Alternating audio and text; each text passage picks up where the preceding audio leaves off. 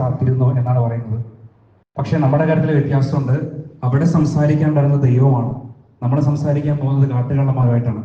അതുകൊണ്ട് ഇതുകൊണ്ടൊരു തീരുമാനം ഉണ്ടാവുമെന്ന് ചോദിച്ചാൽ എനിക്കറിയില്ല. തുടക്കത്തിൽ മരിയ ചേച്ചി പറഞ്ഞു ഇതൊരു ചരിത്ര മുഹൂർത്തമാണെന്ന്. എന്റെ പ്രിയപ്പെട്ടവരെ, നിങ്ങൾക്ക് എല്ലാവർക്കും അറിയാം, നമ്മൾ എപ്പോഴൊക്കെ കൂടിയിട്ടുണ്ടോ അതൊക്കെ ചരിത്രമാണ്. ഈ 7 വർഷത്തിനകം ഇതൊരു ചരിത്ര നിമിഷം, ഇതൊരു ചരിത്ര നിമിഷം എന്ന് പറഞ്ഞ് എത്ര ചരിത്ര നിമിഷങ്ങൾ നമ്മൾ കണ്ടു. അതുകൊണ്ട് കണ്ടറിഞ്ഞാൽ മാത്രം വിശ്വസിക്കാം എന്നല്ലാതെ ഒരു മീറ്റിങ്ങിലും എനിക്ക് പ്രതീക്ഷയില്ല. എങ്കിലും നമ്മൾ ആഗ്രഹിക്കുന്നുണ്ട് സമാധാനം ഉണ്ടാകണമെന്ന്. എന്റെ പ്രിയപ്പെട്ടവർ, ഇന്ന് ഈ 1500 പേര് നമ്മൾ ഇവിടെ ഇരിക്കുമ്പോൾ 2.5 കിലോമീറ്റർ അപ്പുറത്താണ് ബസിലിക്ക. നമുക്ക് രാവിലെ അങ്ങോട്ട് പോകാൻ അറിയാൻ പാടില്ലാഞ്ഞിട്ടാണോ? അവിടെ ഒരു 30 പേര് കിടന്ന് കുരയ്ക്കുമ്പോൾ ഇപ്പുറത്ത് ഞങ്ങൾ ഇവിടെ ഉണ്ടടാ എന്ന് പറയാനുള്ള കരുത്തില്ലാഞ്ഞിട്ടാണോ? പിന്നെ എന്തിനാണ് നമ്മൾ ഇവിടെ വന്നിരിക്കുന്നത്? എന്റെ പ്രിയപ്പെട്ടവർ, ഇപ്പൊ നമ്മൾ അങ്ങോട്ട് പോയാൽ അവിടെ ഒരു കലാപം ഉണ്ടാകും, അതെനിക്ക് നിങ്ങൾക്ക് ഉറപ്പാണ്.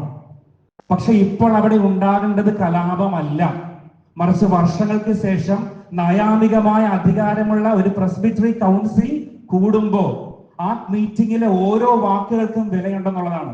ആ മീറ്റിംഗ് ഏറ്റവും അവസാനം നടന്നത് ആൻഡ്രൂസ് പിതാവിന്റെ കാലത്താണ്. ആ മീറ്റിംഗ് പൂർത്തിയാക്കാതെ ആൻഡ്രൂസ് പിതാവ് ഇറങ്ങിപ്പോയൊരു മീറ്റിംഗ് ആണ്. കാലങ്ങൾക്ക് ശേഷം മേജർ ആർച്ച് ബിഷപ്പും പാംബ്ലാനിയും വീണ്ടും ഒരു പ്രസ്ബിറ്ററി കൗൺസിൽ വിളിച്ചു കൂട്ടുമ്പോൾ അത് പൂർണ്ണമായും തടസ്സമില്ലാതെ നടക്കേണ്ടതും നടത്തി കൊടുക്കേണ്ടതും നമ്മുടെ ഉത്തരവാദിത്വമാണ്. അപ്പൊ അതുകൊണ്ട് സ്നേഹമുള്ളവരെ, കരുത്തില്ലാഞ്ഞിട്ടല്ല നമ്മൾ ഇവിടെ ഇരിക്കുന്നത്, മറിച്ച് വിവേകത്തിന്റെ പേരിലാണ് നമ്മൾ ഇവിടെ ഇരിക്കുന്നത്. തീർച്ചയായിട്ടും ആ വിവേകം കാണിക്കുന്നത് കൊണ്ടാണ് അവരും നമ്മളും വ്യത്യസ്തരായിരിക്കുന്നത്. ഞാൻ ഇവിടെ ഇരിക്കുമ്പോ കുറച്ച് അച്ഛന്മാരെ കാണുന്നുണ്ട്. ജോൺസൺ അലമുടി അച്ഛനുണ്ട്, ബിബിൻ മുളവരിക്കൽ അച്ഛനുണ്ട്, തേങ്ങാത്തൻ അച്ഛനുണ്ട്, പീറ്റർ കാഞ്ഞിരക്കട്ടേരിനെ കാണുന്നുണ്ട്, ജോഷി പുതുശ്ശേരിനെ കാണുന്നുണ്ടെങ്കിൽ ആരൊക്കെ ഉണ്ടെന്ന് എനിക്കറിയില്ല. അവരുടെ എല്ലാവരുടെയും മനസ്സ് ഞാൻ ചേർത്ത് വയ്ക്കുന്നു. ഇവിടെ നിൽക്കുമ്പോ വേദിയിലും സദസ്സിലും എന്റെ ചുറ്റും നിൽക്കുന്നത് അൽമായരാണ്. എനിക്ക് ഫീൽ ചെയ്യുന്നത്, ഐ ഫീൽ സോ ഹംബിൾ, വളരെ വിനയാന്വിതനാകുന്നതായിട്ട്, ഭയങ്കര കൃതാർത്ഥനായിട്ട്, അതിനേക്കാൾ അപ്പുറമായിട്ട് ഒരു പൊതിഞ്ഞു പിടിച്ച സ്നേഹം എനിക്ക് ചുറ്റും നിൽക്കുന്നത് ഞാൻ ഫീൽ ചെയ്യുന്നുണ്ട്. അത് ഞാൻ പറയാൻ കാര്യം, ഇന്നലെ രാത്രി 10 മണിക്ക് ഷൈജു ചേട്ടൻ ഒരു കോൾ എനിക്ക് വന്നു. എന്നിട്ട് പറഞ്ഞു, അച്ഛ, നമ്മുടെ എല്ലാ അച്ഛന്മാരും പ്രസ്ബിറ്ററി കൗൺസിലിനകത്താണ്, സംസാരിക്കാൻ ശേഷിയുള്ള കാര്യങ്ങൾ അവതരിപ്പിക്കാൻ പറ്റുന്ന എല്ലാവരും അതിനകത്തുണ്ട്, അവരതിനകത്ത് ഉണ്ടാകേണ്ടവരാണ്. പക്ഷെ അച്ഛൻ, നമ്മുടെ അൽമാരുടെ മീറ്റിംഗ് നടക്കുമ്പോൾ ഈ വാക്കാണ് ഷൈജുടെ പറഞ്ഞത്, അവരെ ഒന്ന് ഉത്തേജിപ്പിക്കാനായിട്ട് നിതിനച്ഛൻ വരണം. നമുക്ക് പൊന്നു ഷൈജുടെ എന്ത് വാക്കാണ് ഈ പറയണത്? എനിക്കറിയാൻ മേലെ എങ്ങനെയാണ് ഉത്തേജിപ്പിക്കേണ്ടതെന്ന്. പക്ഷെ ഇന്ന് രാവിലെ 9:45 എനിക്ക് ഏറ്റവും അവസാനമായിട്ട് ഉത്തേജനം കിട്ടിയത്. ഞാൻ മുണ്ടാടനച്ചനെയും കൊണ്ട് നേരെ നമ്മുടെ അരമനയിലേക്ക് പോകുമ്പോൾ മാർപ്പാപ്പയുടെ വലിയ ഫ്ലെക്സ് പിടിച്ചുകൊണ്ട് ഒരു 19 പേരവിടെ കൂടിയിട്ടുണ്ട്. നമ്മുടെ മൊട്ടക്കുര്യാക്കോസ് ടീമുകളൊക്കെ ഫ്രണ്ടിൽ തന്നെ ഉണ്ട്. അപ്പൊ നമ്മൾ നേരത്തെ പറഞ്ഞിരുന്നത് പോലീസിന്റെ പ്രൊട്ടക്ഷൻ വേണമെന്ന് മുണ്ടാടനച്ചനും പാംബ്ലാനി പിതാവും ഈ മീറ്റിംഗ് നടത്താനുള്ള സൗകര്യം ഒരുക്കി കൊടുക്കണമെന്ന് പറഞ്ഞതാണ്. പക്ഷെ നമ്മൾ ചെല്ലുമ്പോ അവരുടെ ഒരു കൂട്ടം, ബോധവും വെളിവില്ലാത്തവരാണ്, നമുക്ക് അറിയാലോ, എന്തിനും റെഡിയായി നിൽക്കാണ്. അവിടെ 4-5 ചെറുപ്പക്കാരായ പോലീസുകാർ മാത്രമുണ്ട്. ഞങ്ങളെ കണ്ടതും, ഫ്രണ്ടിലിരിക്കുന്ന മുണ്ടാടനച്ചനെ കണ്ടതും പിന്നെ എന്നെ കണ്ടതും, എടാ പനവേലി കള്ള മുണ്ടാട എന്നും പറഞ്ഞിട്ടാണ് എന്നെ വരവേറ്റത്. ഇതാണ് എനിക്ക് കിട്ടിയ ആദ്യത്തെ ഉത്തേജനം. എന്റെ പ്രിയപ്പെട്ടവർ, 6-7 കൊല്ലമായിട്ട് നമ്മളിത് കേൾക്കുന്നതല്ലേ. ഞാൻ പട്ടം മേടിച്ചത് 2018 6 വർഷം പിന്നിട്ട് 7ാമത്തെ വർഷമായി. നമ്മുടെ പ്രശ്നങ്ങൾ തുടങ്ങിയിട്ടോ അത്രയും തന്നെ പഴക്കമുണ്ട്. അതായത് സമാധാനത്തിലുള്ള ഒരു അതിരൂപത സംവിധാനം കണ്ടിട്ടില്ല. ഈ പ്രശ്നത്തിലും പോർമുഖത്തേക്കുമാണ് ഞങ്ങൾ ഓരോരുത്തരും പിറന്നു വീണത് തന്നെ. എന്റെ പ്രിയപ്പെട്ടവരെ, ഞാൻ നിങ്ങൾ ഓർക്കുമ്പോ ഇന്നൊരു അവധി ദിവസം അല്ലാതിരുന്നിട്ട് കൂടി നിങ്ങൾ കുടുംബമുള്ളവരല്ലേ, ഭാര്യ മക്കളുള്ളവരല്ലേ, ജോലിയുള്ളവരല്ലേ, എന്നിട്ടും നിങ്ങൾ ഇത്രയും പേര് ഒറ്റ വിളിയിൽ ഇവിടെ വന്നിരിപ്പുണ്ടെങ്കിൽ എന്റെ കുടുംബത്തിനേക്കാളും പ്രധാനപ്പെട്ട എന്റെ അതിരൂപത കുടുംബം എന്ന ബോധം നിങ്ങൾക്കുള്ളതുകൊണ്ടാണ്. എന്റെ സ്നേഹമുള്ളവരെ, നമ്മുടെ ബെനഫിറ്റ് ഇതാണ്. ഇതുപോലെ എന്റേതെന്ന് പറഞ്ഞ് ഒരു രൂപതയെ ചേർത്ത് പിടിക്കുന്ന അൽമായരെ നിങ്ങൾക്ക് എവിടെ കിട്ടും? നിങ്ങൾ കണ്ടേക്കാം, അങ്ങ് കാഞ്ഞിരപ്പള്ളിയിലോ ചങ്ങനാശ്ശേരിയിലോ പാലായിലോ ഒക്കെ നടക്കുന്ന മീറ്റിങ്ങുകളിൽ നിലവിളക്കിൽ ഒരു തിരി കൂടി കൊളുത്താനായിട്ട് ഒരു അൽമായരെ നിങ്ങൾക്ക് കണ്ടേക്കാം. ഏതെങ്കിലും ഒരു മീറ്റിംഗിൽ അൽമായർ ഇവിടെ ഉണ്ട് എന്ന് കാണിക്കാനായിട്ട് ഒരു കസേര നീക്കിയിട്ട് കൊടുക്കണം നിങ്ങൾ കണ്ടേക്കാം. ഏതെങ്കിലും ഫോട്ടോയിൽ നിങ്ങൾ കണ്ടേക്കാം. അങ്ങനെ വെറുതെ പേരിന് കൊണ്ടിരിക്കുന്നവരല്ല എന്നുള്ളതാണ് ഇവിടുത്തെ അൽമായരുടെ പ്രസക്തി. നേരത്തെ ബിരുചേട്ടൻ പള്ളിയോഗത്തിന്റെ പ്രസക്തിയെ പറ്റി പറഞ്ഞു. തീർച്ചയാണ് അന്ന് അഡ്മിനിസ്ട്രേഷൻ നടത്തിക്കൊണ്ടിരുന്നത് പള്ളിയോഗമാണ്. ഒരു വൈദിക വിദ്യാർത്ഥി പരിശീലനം പൂർത്തിയാക്കിയാൽ അവന് പട്ടം കൊടുക്കണമോ വേണ്ടയോ എന്ന് തീരുമാനിക്കുന്നത് ആ ഇടവകയിലെ പള്ളിയോഗമാണ്. അവിടുത്തെ സമ്പത്ത് കൈകാര്യം ചെയ്തിരുന്നത് പള്ളിയോഗമാണ്. അച്ഛൻ എന്തായിരുന്നു ജോലി? അച്ഛൻ ആത്മീയ കാര്യങ്ങൾ നടത്തി കൊടുക്കുക എന്നുള്ളത് മാത്രമായിരുന്നു. സ്നേഹമുള്ളവരെ, ഈ പാരമ്പര്യങ്ങളും പഴയതുമൊക്കെ തിരിച്ചു കൊണ്ടുവരണമെന്ന് വാശി പിടിക്കുന്നവർ ഈ പള്ളിയോഗത്തിന്റെ പ്രസക്തി കൊണ്ടുവരുവോ? അൽമായർക്ക് അഡ്മിനിസ്ട്രേഷൻ കൊടുക്കണമെന്ന് പറയുവോ? അൽമായർക്ക് ഇവിടെ ഈക്വൽ അല്ലെങ്കിൽ അതിനേക്കാൾ മുകളിലുള്ള റോൾ ഉണ്ടെന്ന് പറയാനുള്ള ധൈര്യം കാണിക്കുവോ? ഇല്ല, അതിനുള്ള ധൈര്യമൊന്നും ഉണ്ടാവില്ല.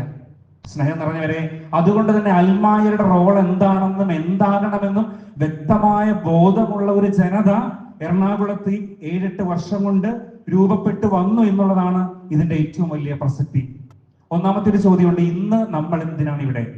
ഒന്നാമത്തെ കാര്യം, നമ്മൾ ഇത്രയും പേരിവിടെ ഉണ്ട് എന്ന് ബോധ്യപ്പെടുത്തി കൊടുക്കാനാണ്. രണ്ടാമത്തെ കാര്യം, ഈ സഭയിൽ നമ്മൾ ഇത്രയും കാലം ഒരുമിച്ച് കൂടിയതൊക്കെ പ്രശ്നങ്ങൾ ഉണ്ടായപ്പോൾ ഒത്തുകൂടിയവരാണ്, അല്ലെങ്കിൽ ചെറുക്കാൻ വേണ്ടിയാണ്, അല്ലെങ്കിൽ ഡിഫെൻസീവായിട്ടാണ്. പക്ഷേ ഈ രൂപത മുന്നോട്ട് പോകുമ്പോ ഇവിടെ ഈ അൽമായർ ഇനിയും തുടരണം എന്ന് പറയാൻ വേണ്ടി കൂടിയാണ് ഈ മീറ്റിംഗ്. ഇനി മൂന്നാമത് എന്തിനാണ് ഈ മീറ്റിംഗ്? ഒരു 2.5 കിലോമീറ്റർ അപ്പുറത്ത് അവിടെ നമ്മൾ കാത്തിരുന്ന ഒരു പ്രസ്ബിറ്ററി കൗൺസിൽ നടക്കുന്നുണ്ട്. അവിടെ എന്തെങ്കിലും മുട കാണിച്ച ഇടപെടുമെന്ന് പറയാൻ വേണ്ടി തന്നെയാണ്. അപ്പൊ തീർച്ചയായിട്ടും സ്നേഹമുള്ളവരെ, നമ്മൾ കൂടുന്നതെല്ലാം ചരിത്രമാണ്, ഇനി സൃഷ്ടിക്കാൻ പോകുന്നത് ചരിത്രമാണ്. അതുകൊണ്ട് തന്നെ ഇത്തരത്തിലുള്ള അൽമായ ജനതയെ കേരളത്തിലെ മറ്റു രൂപതകളിൽ നമുക്ക് കാണാൻ പറ്റില്ല. അതിന്റെ കാരണം, ഇന്ന് നിങ്ങൾ ഇവിടെ ഒത്തുകൂടിയിരിക്കുന്നത് വൈകിട്ട് നിങ്ങൾക്ക് 500 രൂപയും ബിരിയാണിയും ഒരു കുപ്പിയും തരാന്ന് പറഞ്ഞിട്ടല്ലല്ലോ, അല്ലെ?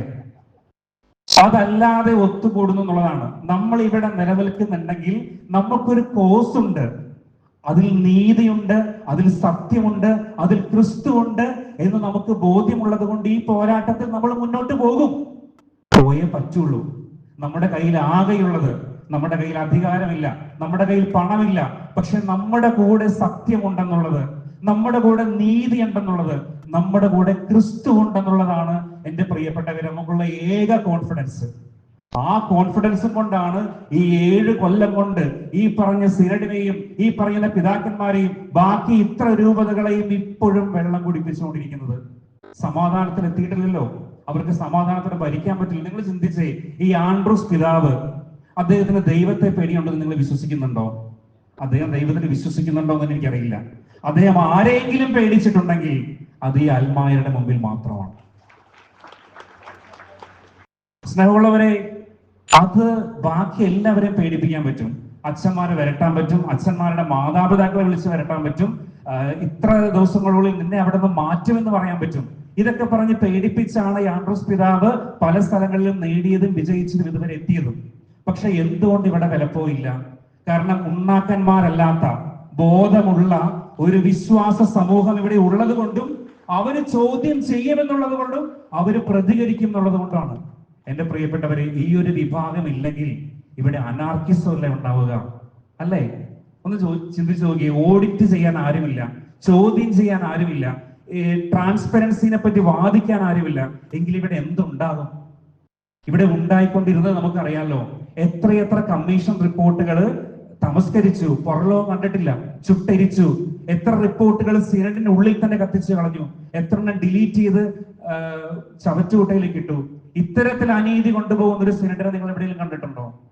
ആ സിനഡാണ് സ്നേഹമുള്ളവരെ ഈ സമയത്ത് ഈ സഭയെ മുന്നോട്ട് കൊണ്ടുപോകുന്നത്. പണ്ടൊരു കഥയാണ് ഓർമ്മ വരുന്നത്. ഒരു പൂജാരി, അദ്ദേഹത്തിന്റെ വീട്ടിൽ പൂജ ചെയ്യുന്ന മുറിയുണ്ട്. ആ മുറിയിൽ അദ്ദേഹം പൂജ ചെയ്തുകൊണ്ടിരിക്കുമ്പോൾ ഇടയ്ക്കിടയ്ക്ക് അദ്ദേഹത്തിന്റെ വീട്ടിലെ വളർത്തു പൂച്ച വരും. എന്നിട്ട് ഈ പൂജാമുറിയിൽ കയറി ഈ പാത്രങ്ങളുടെ ഇടയിൽ കൂടിയ ഓടും. ഇങ്ങേർക്ക് മര്യാദയ്ക്ക് പൂജ ചെയ്യാൻ പറ്റുന്നില്ല, പല വഴി നോക്കിയിട്ട് രക്ഷയില്ല. അവസാനം ഈ പൂജാരി ഒരു കാര്യം തീരുമാനിച്ചു, ഈ പൂജയുടെ സമയത്ത് പൂച്ചയെ അപ്പുറത്ത് തൂണുമേൽ കെട്ടിയിടുക. പുള്ളി കെട്ടിയിട്ടു. അപ്പൊ പുള്ളിക്ക് കുഴപ്പമില്ലാതെ പൂജ ചെയ്യാൻ പറ്റി. അങ്ങനെ എല്ലാ തവണകളിലും പുള്ളി അങ്ങനെ തന്നെ പൂജ ചെയ്തു. കുറെ കഴിഞ്ഞപ്പോ ഈ പൂജാരി മരിച്ചു, കുറെ കഴിഞ്ഞപ്പോ ഈ പൂച്ചയും മരിച്ചു. പക്ഷെ പിന്നീട് അദ്ദേഹത്തിന്റെ ശിഷ്യന്മാർ എന്ത് ചെയ്തു? നമ്മുടെ ഗുരു പൂജ ചെയ്തുകൊണ്ടിരുന്നപ്പോൾ മറ്റൊരു അനുഷ്ഠാനം കൂടെ നടത്തിയിരുന്നു, പൂച്ചയെ കെട്ടിയിരുന്നു. അപ്പൊ എന്ത് ചെയ്തു? ഇവരും പൂച്ചയെ കെട്ടാൻ തുടങ്ങി. പൂച്ച ചത്തുപോയി. പിന്നെ പുറത്തുനിന്ന് വേറെ പൂച്ചനെ മേടിച്ചു കൊണ്ടുവന്നിട്ട് കെട്ടിയിടാൻ തുടങ്ങി. പോകെ പോകെ എന്തിനാണ് ഈ പരിപാടി എന്നുള്ളത് തന്നെ മീനിങ് നഷ്ടപ്പെടുന്ന അവസ്ഥ. അതായത് ഇന്നലെ ചെയ്തൊരു അബദ്ധം ഇന്നത്തെ ആചാരം നാളത്തെ ശാസ്ത്രം എന്ന് നമ്മൾ പറയുന്നത് പോലെ എന്തിനാണ് ഇതൊക്കെ ചെയ്തു കൂട്ടുന്നതെന്ന് ഒരു ബോധവും വെളിവും ഇല്ലാത്ത പാരമ്പര്യവാദം മാത്രം തലക്കി പിടിച്ച ഏതാനും പേർക്ക് തീരെഴുതി കൊടുക്കേണ്ടതല്ല സീറോ മലബാർ സഭ. അതുകൊണ്ട് സ്നേഹമുള്ളവരെ, അവരിനിയും വരട്ട് പാരമ്പര്യവാദം പറയും, അവരിനിയും പഴയ കൽതായ സംഭവങ്ങളെല്ലാം കുത്തിപ്പൊക്കി കൊണ്ടുവരും. പക്ഷേ അപ്പോഴൊക്കെ ഈ സഭ എന്ന് പറയുന്നത്, നേരത്തെ ബിജുചേട്ടനൊക്കെ പറഞ്ഞതുപോലെ, ഇവിടെ ഒരു കേരള സഭയുണ്ടായിരുന്നു, ഒരു തനത് സഭയുണ്ടായിരുന്നു, ആർക്കും പേരെഴുതി കൊടുക്കപ്പെടാത്തൊരു പാരമ്പര്യം ഉണ്ടായിരുന്നു. അവിടേക്ക് പലരും വന്ന് കയറി ഇറങ്ങി പോകുമ്പോൾ ഞങ്ങൾ അവരുടെ അടിമകളാണെന്ന് പറയാൻ പാടില്ല. ഇവിടെ ഉണ്ടാകേണ്ടത് തനത് വ്യക്തിത്വം പേറുന്ന ഒരു ഭാരത സഭയാകണമെന്ന് സ്വപ്നം കണ്ട പാറേക്കാട്ട് പിതാവിന്റെ രൂപതയാണിത്. സ്നേഹം നിറഞ്ഞവരെ, അതുകൊണ്ട് അവര് പ്രബലരായിക്കൊണ്ടിരിക്കുന്ന കാലഘട്ടമാണ്, പണ്ടത്തെ പോലെയല്ല. അവര് പ്രബലരായിക്കൊണ്ടിരിക്കുന്ന കാലഘട്ടത്തിൽ ലിറ്റർജി എന്ന പേരിലും മറ്റു പല നൂലാമാലകളുടെ പേരിലും ഇത്തരം അർത്ഥമില്ലാത്ത അനുഷ്ഠാനങ്ങളും ആചാരങ്ങളും പാരമ്പര്യങ്ങളും കൊണ്ട് കെട്ടുപോകേണ്ട സഭയല്ല നമ്മളെന്ന് ഉറക്കെ പറയാൻ ഇപ്പുറത്തൊരു എറണാകുളം രൂപത നമുക്ക് വേണം. സ്നേഹം നിറഞ്ഞവരെ, ആ പ്രതിപക്ഷമാണ് നമ്മൾ. ഞാൻ ഇവിടെ നിന്നപ്പോ നമ്മുടെ മാതാമാതിരി തിയേറ്ററിന്റെ വക്കച്ചേട്ടനുണ്ട്. വക്കച്ചന്റെ ഒരു ചേട്ടാ എങ്ങനെ പോണു കാര്യങ്ങള്? അപ്പൊ വക്കച്ചേട്ടൻ പറഞ്ഞു, അച്ഛ തുടരും സിനിമ വന്നുകൊണ്ട് ഞങ്ങൾ തിയേറ്റർ മുതലാളിമാരുടെ കുറെ കടങ്ങളൊക്കെ മാറിക്കിട്ടി, ഞങ്ങൾ ഏറെക്കുറെ രക്ഷപ്പെട്ടു. ഞാൻ ആ സിനിമയെ പറ്റി ഒന്ന് ചിന്തിക്കുകയായിരുന്നു. തുടരും എന്ന് പറയുന്ന മോഹൻലാലിന്റെ സിനിമ. ആ സിനിമയുടെ ടൈറ്റിൽ കാണിക്കുമ്പോൾ മോഹൻലാൽ എന്ന് എഴുതി കാണിക്കുമ്പോൾ ഒരു ഒറ്റയാനെയാണ് കാണിക്കുന്നത്. എന്നിട്ട് ഈ സിനിമ പോകുമ്പോൾ അദ്ദേഹത്തിന് കുടുംബത്തിനേറ്റൊരു പരിക്ക്, അതിൽ കടന്നുകൂടി ഒരു പുഴുക്കുത്ത്, അത് കയറി വരുമ്പോ അവസാനം പിടിവിട്ടു പോയെന്ന് അദ്ദേഹം പറയുന്നുണ്ട്. നിന്റെയൊക്കെ കൂട്ടത്തോട് പറഞ്ഞതല്ലേടാ ഒറ്റയാൻ വീണ്ടും കാട് കയറിയെന്ന്. സ്നേഹം നിറഞ്ഞവരെ, ഇന്ന് സീറോ മലബാർ സഭയില് ബാക്കി എല്ലാ അതിരൂപതകളോടും രൂപതകളോടും മെത്രാന്മാരോടും സിനഡിനോട് തന്നെ നമ്മൾ വീണ്ടും പറയും, നിന്റെയൊക്കെ കൂട്ടത്തോട് പറഞ്ഞതല്ലേടാ ഒറ്റയാൻ വീണ്ടും കാടിറങ്ങുമെന്ന്. ഈ ഒറ്റയാനാണ് പ്രിയപ്പെട്ടവരെ എറണാകുളം അങ്കമാലി അതിരൂപത. ഒറ്റയാൻ എന്തെല്ലാം പൊട്ടൻസി ഉണ്ട്, എന്ത് പവർ ഉണ്ടെന്ന് ഒറ്റയാൻ അറിയാം. ആ ഒറ്റയാൻ രണ്ടും കൽപ്പിച്ച് കാടിറങ്ങിയ അത് പിന്നെ ഇറങ്ങിയതാണ്. അതുകൊണ്ട് സ്നേഹം നിറഞ്ഞവരെ, ഈ ഒറ്റയാനായി നിൽക്കുന്ന എറണാകുളം അങ്കമാലി അതിരൂപത ഈ സഭയുടെ തിലകക്കുറിയാണ്. നാളത്തെ സഭയുടെ ദിശാബോധമാണ്. ഇന്നിവിടെ കൂടിയിരിക്കുന്ന അൽമായര് പറയാതെ പറയുന്നൊരു കാര്യമുണ്ട്. ഇനി നാളത്തെ സഭ എന്ന് പറയുന്നത് ഈ അൽമായരുടെ പ്രാതിനിധ്യം അത്രമേൽ ഉണ്ടാകേണ്ട, അവരുടെ വാക്കുകളെ കേൾക്കേണ്ട, അവരോടൊത്ത് സഞ്ചരിക്കേണ്ട ഒരു സഭയായിരിക്കണമെന്നാണ്. അതുകൊണ്ട് ഈ പ്രശ്നങ്ങൾ നാളെ തീർന്നാൽ അൽമായ മുന്നേറ്റം ഇല്ലാണ്ടായി പോകുമോ? പോകണോ? ഇല്ല. ഇവിടെ അൽമായ മുന്നേറ്റം ഉണ്ടാകണം. അതിൽ നിന്ന് വാർന്നു വീഴുന്ന, അതിനാൽ ഓഡിറ്റ് ചെയ്യപ്പെടുന്ന, അതിലൂടെ പരിരക്ഷിക്കപ്പെടുന്ന ഒരു സഭ ഇവിടെ ഉണ്ടാകണം. സ്നേഹം നിറഞ്ഞവരെ, ആ നാളത്തെ സഭയുടെ നാഴികക്കല്ലാണ് ഈ എറണാകുളം അങ്കമാലി അതിരൂപത. ഞാൻ നേരത്തെ പറഞ്ഞതുപോലെ ആവേശം കൊണ്ട് കൂടിയതല്ല, നമ്മള് ബോധ്യം കൊണ്ട് കൂടിയതാണ്, അർത്ഥം കൊണ്ട് കൂടിയതാണ്. അതങ്ങനെ പെട്ടെന്ന് അവസാനിപ്പിക്കാനും പറ്റത്തില്ല. അതുകൊണ്ട് സ്നേഹം നിറഞ്ഞവരെ, ഇന്ന് ഉത്തേജനം കൊടുക്കണമെന്നാണ് എന്നോട് ഷൈജു ചേട്ടൻ പറഞ്ഞത്. ശരിക്കും പറഞ്ഞ് ഇത്രയും പേരെന്റെ മുമ്പിൽ ഇരിക്കുമ്പോ ഉത്തേജിക്കപ്പെടുന്നത് ഞാനല്ലേ, അല്ലേ? സ്നേഹം നിറഞ്ഞവരെ, ഈ അൽമായ ജനതയാണ് ഈ അതിരൂപതയുടെ ഉത്തേജനം. ഇനി എന്തൊക്കെ പുഴുക്കുത്തുകൾ നാളെ ഉണ്ടായാലും അതിനെ ചോദ്യം ചെയ്യാനായിട്ട് ഇവിടെ നിങ്ങൾ ഉണ്ടായിരിക്കണം. രണ്ടാമത്തെ കാര്യം, ഈ ജനാഭിമുഖ കുർബാന ഇവിടെ നഷ്ടപ്പെട്ടുകൂടാ. നമ്മുടെ ചെറുത്തുനിൽപ്പ് അതിനു വേണ്ടി കൂടിയാണ്. ഇപ്പോ ഏറ്റവും ലേറ്റസ്റ്റ് ആയിട്ട് നോക്കുമ്പോൾ അച്ഛന്മാരുടെ മീറ്റിംഗിൽ കുർബാനയെ പറ്റിയുള്ള ചർച്ചയ്ക്ക് മുമ്പ് തന്നെ ക്യൂരിയെ പുറത്താക്കുന്ന കാര്യങ്ങൾ ചർച്ച ചെയ്തിട്ട് മതി എന്ന് പറഞ്ഞിട്ടാണ് അവർ ആ മീറ്റിംഗിൽ ഇരിക്കുന്നത്. നമ്മൾ പറയുന്നത് ഇവിടെ ജനാഭിമുഖ കുർബാന വേണമെന്ന് പറയുന്നത് അതൊരു സ്വത്വബോധം കൂടിയാണ്. ഈ സഭ ഒരു കൽതായ സഭയല്ല, ഈ സഭ പാരമ്പര്യത്തിന് അടിമവയ്ക്കേണ്ട സഭയല്ല, മറിച്ച് മുന്നോട്ട് പോകേണ്ട പ്രോഗ്രസീവായ ലോകത്ത് നോക്കി കാണേണ്ട, രണ്ടാം വത്തിക്കൻ കൗൺസിൽ പറഞ്ഞതുപോലെ ജനങ്ങളുടെ കൂടെ നടക്കുന്ന, ജനങ്ങളിലേക്ക് മുഖം തിരിക്കുന്ന, ജനത്തിന്റെ കണ്ണുകളിൽ ക്രിസ്തുവിനെ കണ്ടെത്തുന്ന ഒരു സഭ. അതിന് ഈ ജനാഭിമുഖ കുർബാന ഇവിടെ വേണം. സ്നേഹം നിറഞ്ഞവരെ, ലിറ്റർജിയുടെ ഇഷ്യൂ മാത്രമല്ല, ഇതൊരു നിലപാടിന്റെ ഇഷ്യൂ ആണ്, ഇതൊരു രാഷ്ട്രീയത്തിന്റെ ഇഷ്യൂ ആണ്, ഇതൊരു ബോധ്യത്തിന്റെ ഇഷ്യൂ കൂടിയാണ്. അതുകൊണ്ട് സ്നേഹം നിറഞ്ഞവരെ, 15 മിനിറ്റിന്റെ ഒരു റൂബ്രിക്കിന്റെ പേരിൽ ഉണ്ടാകുന്ന കല്ലുകടിയോ അതിന്റെ പേരിലുണ്ടാകുന്ന സംഘർഷങ്ങളോ അല്ല ഇവിടെയുള്ളത്. ഇവിടെയുള്ളത് നിലപാടുകൾക്ക് വേണ്ടിയും നീതിക്ക് വേണ്ടിയും സത്യത്തിന് വേണ്ടിയും സുതാര്യതയ്ക്ക് വേണ്ടിയും നിലകൊള്ളുന്ന ഒരു സമൂഹത്തിന്റെ നിലവിളിയാണ്. അതിവിടെ ഉണ്ടാവുക തന്നെ ചെയ്യണം, ഉണ്ടാവുക തന്നെ വേണം. സ്നേഹം നിറഞ്ഞവരെ, ഇത്രയൊക്കെ ഉത്തേജിപ്പിക്കാൻ എനിക്കറിയാവുള്ളൂ. എങ്കിലും നിങ്ങൾ ഇവിടെ ഇരിക്കുമ്പോൾ അത് തരുന്നൊരു ബോധമുണ്ട്, അത് തരുന്നൊരു ബലമുണ്ട്, അത് തരുന്നൊരു ആത്മാഭിമാനമുണ്ട്. എത്ര വട്ടം നമ്മൾ കൂടി, എത്ര വട്ടം ഇത് അവസാനത്തേത്, ഇനി ഇത് അവസാന പോരാട്ടം എന്ന് പറഞ്ഞ് എത്ര പോരാട്ടം നമ്മളിപ്പോ കണ്ടു. എന്നിട്ട് അവസാനിക്കുന്നുണ്ടോ? നമ്മൾ പോരാട്ടം നിർത്തുവോ? അതുമില്ല. ഈ പോരാടാനുള്ള മനസ്സാണ് പ്രിയപ്പെട്ടവരെ എറണാകുളം അങ്കമാലി അതിരൂപതയുടെ ബലം.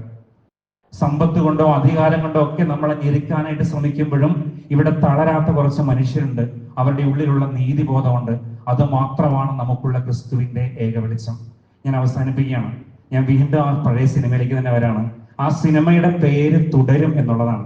ആ സിനിമ അവസാനിക്കുമ്പോൾ തനിക്കുണ്ടായ എല്ലാ പ്രശ്നങ്ങളെയും അവസാനം തീർത്തിട്ട് പോലീസ് സ്റ്റേഷനിലേക്ക് കയറിപ്പോകുന്ന ഒരു മോഹൻലാൽ ഉണ്ട്. അവിടെ സിനിമ എഴുതി കാണിക്കുന്നത് മോഹൻലാൽ തുടരും എന്നുള്ളതാണ്. പ്രിയപ്പെട്ടവരെ, എനിക്ക് നിങ്ങളോട് പറയാനുള്ളത്, ഈ അതിരൂപത മുന്നോട്ട് പോകുമ്പോൾ ഈ ആത്മായ മുന്നേറ്റം, ഈ പ്രബുദ്ധത, ഈ കരുത്ത് ഇവിടെ തുടരും. അവസാനിക്കാൻ പാടില്ല, തുടരുക തന്നെ ചെയ്യും. എല്ലാ അഭിവാദ്യങ്ങളും.